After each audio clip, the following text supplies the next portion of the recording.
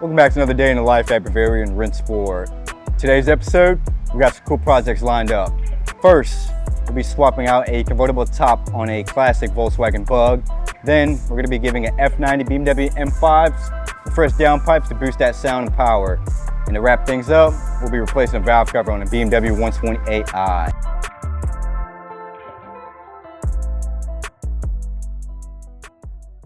All right, so what we have over here, Duke's actually working on a convertible top.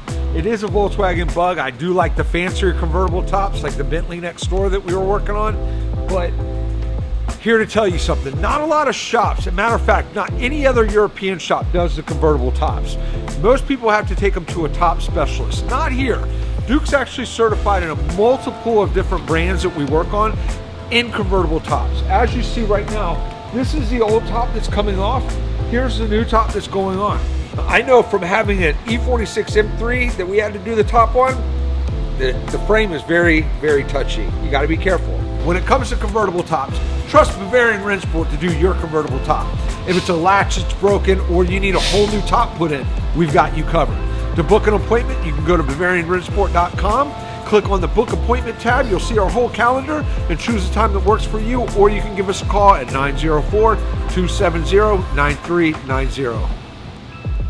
What are some of the first things that you look for when the top comes in? When the top first comes in, I look at the top, check the operation of it just to make sure the mechanism assembly is functioning properly, that all the arms and the cables are properly moving in order to ensure that when I replace the top is going to be 100% functional and operating, per the manufacturer's specifications when I'm complete with the work. Now, what are some signs that the convertible top needs to be replaced and or repaired? If you have any tears in the convertible top, sometimes these tops, they will wear out. If we have any water leaks or water intrusion coming into the vehicle, sometimes it comes through the convertible top. Also, on this particular vehicle, the rear glass support failed and the glass fell out of the top. The glass became delaminated from the top and unglued from the top, and that's what failed, causing water intrusion in the vehicle. Now, can you walk us through the process of removing the old top? What's involved? Removing the old top, you definitely need to be careful and cautious. Sometimes the parts, depending on the year, make, and model of the vehicle, sometimes the parts are brittle, some parts are plastic, some parts are rubber, which dry rot and tear. So you definitely need to have extreme caution when removing components off of the original convertible top. Just making sure you don't break anything or damage anything. If you do tear a seal or a plastic component, which sometimes acts as an anchor for the top, breaks, you need to make sure that you replace, the components that have failed. Now, with a job that's so specialized, how important is it to take your car to the right person? It's extremely important. If you don't take this to somebody who knows how to do convertible tops or has had the proper training and or experience on working with convertible tops, you can run into a plethora of issues.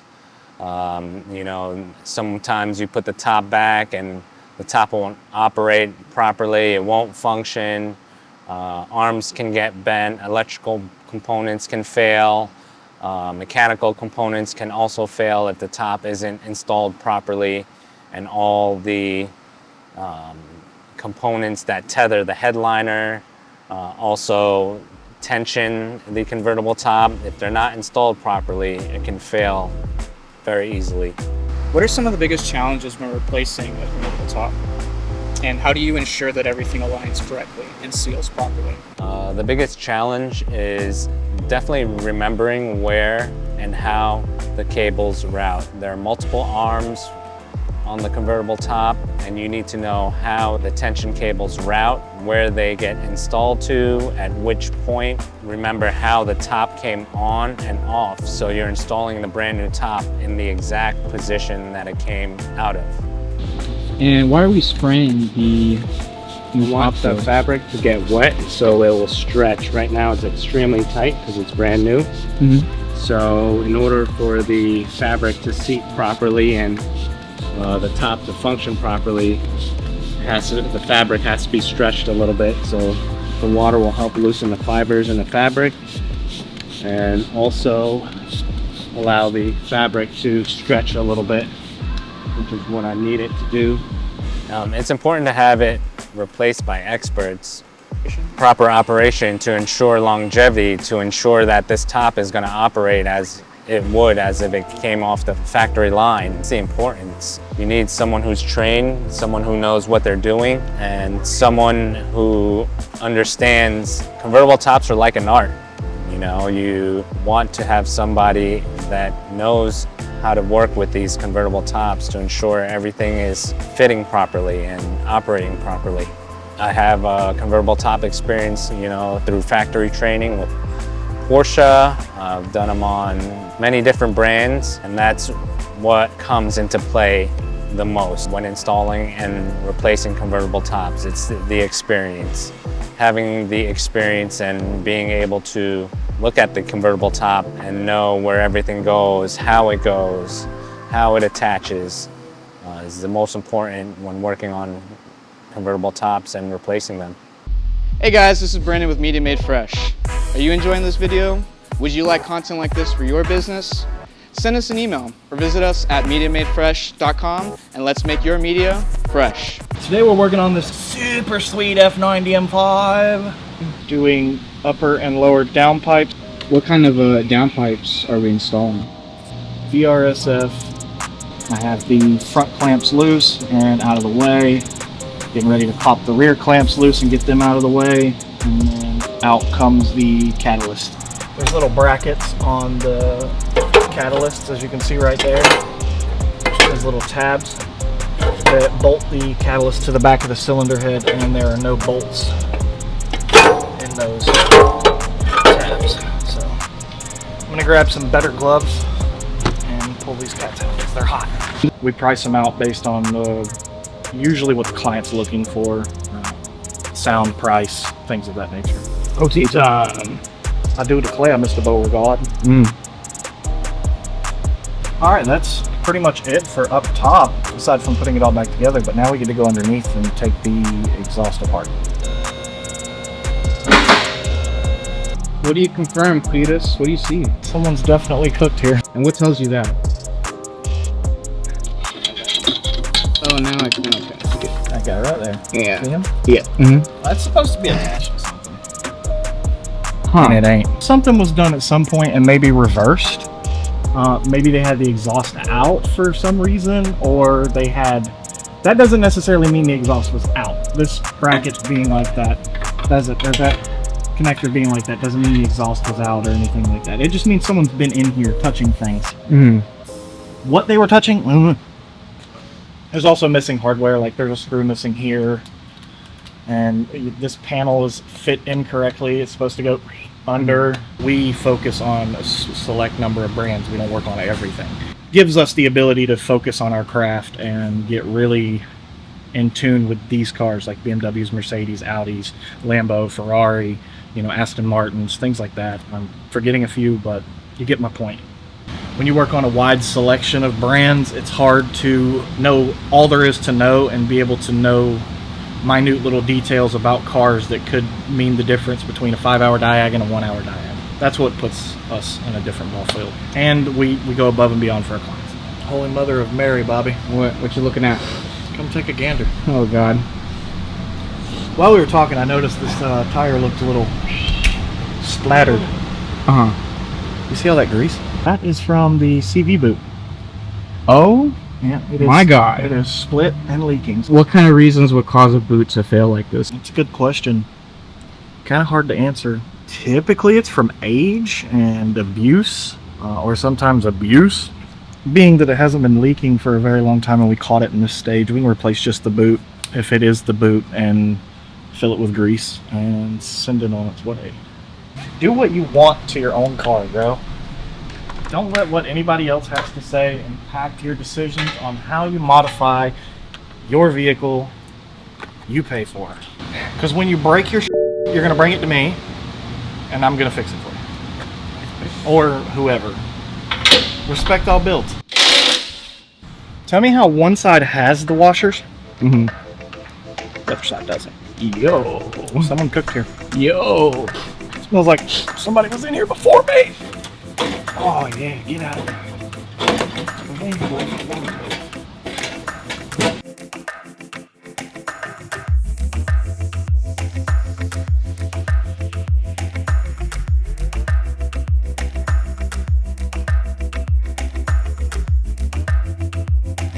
Squad! About to get Duke, the Duke of Hazard.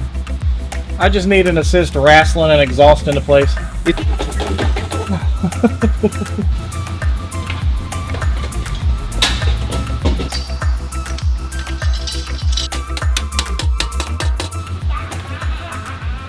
I thought that I could wrestle these up to the upper cats. That I cannot do. So it's pretty tight in here, and trying to get them at the right angle and connected with the V-band while supporting the weight of the entire exhaust is a little bit more challenging than I thought it would be. Push it up. Hold up. I'm sorry, I didn't mean to drop it. Are you good? No, you good, player? Hold on to it. Now hold on.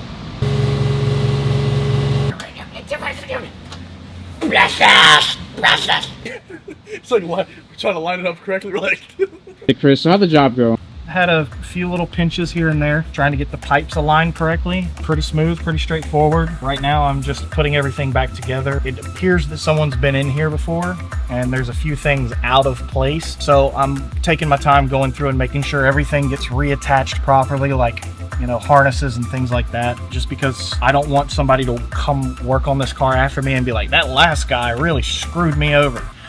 Anything like that. And I like to do things the right way. But nice car, great sound, easy project.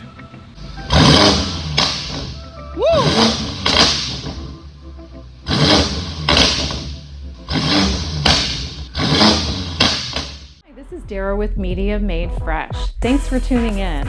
If you like the video that you're watching today and the content that we're sharing with you, or if you're looking for a new full-service marketing agency, check us out. Media Made Fresh. Action. We are working on this 128i today, replacing the valve cover. The valve cover is cracked due to age. The gasket was replaced not too long ago, a little over a year ago, and the cover has failed. Cover is made of plastic, so after tons of heat, it's just plastic, and the plastic does deteriorate and crack. So as you can see here, you know, the cover itself is broken. And when these fail, what actually happens to the engine? You get an oil leak. That's what the client was concerned about, having an oil leak. A little bit of drippage onto the exhaust manifold, which is on the side of it. There's a crack right here on the passenger side of the valve cover, which is allowing oil just to seep through the valve cover. This is left untreated. What could happen? Untreated, it's just gonna allow oil to saturate your engine bay. I wouldn't wait too long when you have issue or anything to do with oil leaks. So Duke, how does a fresh valve cover and gasket improve the overall health and performance of the vehicle? It won't necessarily improve the overall performance. Health-wise, though, it will definitely prevent oil leaks. Brand new valve cover and a brand new gasket definitely ensure that you do not have any oil leaks. And this is critical because when the valve cover leaks on most BMWs, it comes down the back of the engine, which is very close to the exhaust manifold. So, you know, with leaking oil, you're running the risk of creating a potential fire hazard. Replacing it will definitely protect you and the vehicle from having any oil leaks or any risk of potential smoking issues or potential harm to the vehicle and even yourself. And in your experience, which BMWs are affected by this issue? I would say many BMWs, 1, 2, 3, 4 series, 5 series, all different motors. They all tend to leak from the valve cover after a certain mileage. And the reason being is these valve cover gaskets, they get hard. You know, it's made of rubber. And when the rubber just is continually heated, cooled down, it makes the rubber extremely brittle. And once it starts to get brittle, it doesn't seal properly anymore. And also with the valve cover, it's made of plastic. So not only does the gasket get brittle, the valve cover, the plastic on the valve cover itself also gets brittle and also warps. Placing the valve cover and the gasket will definitely ensure that your engine, top end of the engine, is sealed properly and you don't have any vacuum leaks or oil leaks. So when you're doing a valve cover job, is it always necessary that you change your oil as well? We recommend it because when you open the valve cover or remove the valve cover, there's a lot of debris and sediment that settles around the edge. As you're removing it, sometimes some of that sediment and debris gets knocked off into the valve cover, into the engine, actual engine. So it's always a great idea just to perform an oil change. You want to get rid of that debris as soon as possible so it doesn't clog up any of your solenoids or anything that has to do with oil pressure. You don't want any kind of debris in those specific areas. Now, just like spark plugs, you would say the valve cover is a maintenance job, correct? It all depends on how the vehicle is driven and where it's kept. Definitely an item that fails. Cover's plastic, the gasket's rubber. It can only withstand heat and temperature changes for so long before it starts to deteriorate, collapse. The gasket, the rubber will harden and really become as hard as a rock where you could just snap the gasket. Definitely a maintenance item that will need to be addressed at a certain mileage, but it's all dependent on how the client drives the vehicle. The more city driving you do, I would say the more it's prone to fail earlier. As city driving, you know, you're stuck in traffic, you produce a lot of heat in the engine, there's no airflow, you know, and the heat just gets trapped in the engine bay, and that's what, you know, heats these components.